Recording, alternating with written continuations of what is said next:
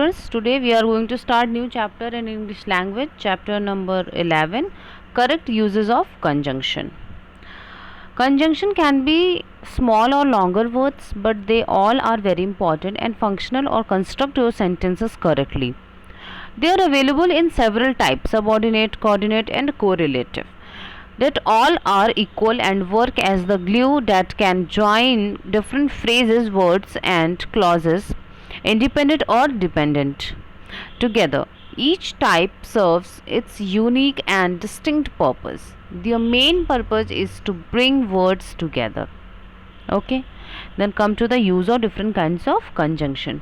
First is your coordinating conjunctions.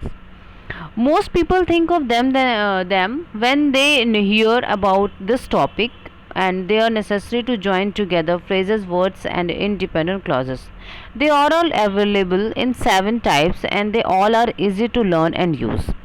First is and, adding one thing to another.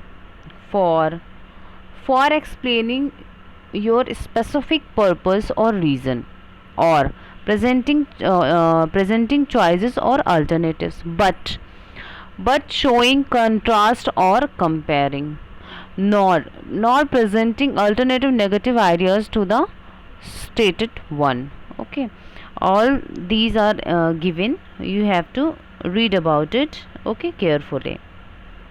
Then come to the next is your subordinating conjunction. They always introduce dependent clauses, not independent.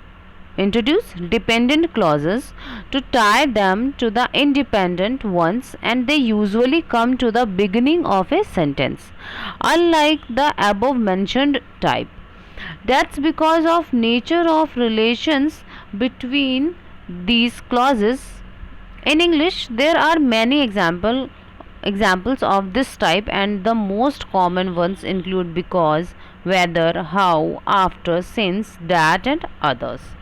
These all words are subordinate conjunctions.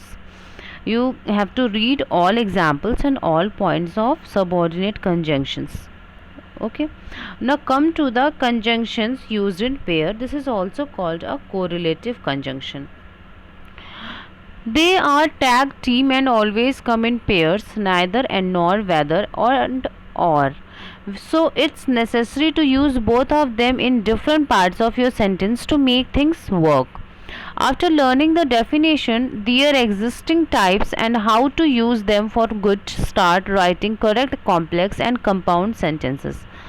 Follow basic rules to avoid making mistakes and compromising your grades. Either or, neither nor, all these words are always come within pair and used in pairs. Okay, so you learn, you read all the chapter and learn basic things or important things, and if you have any doubt then ask to me. Okay, thank you class.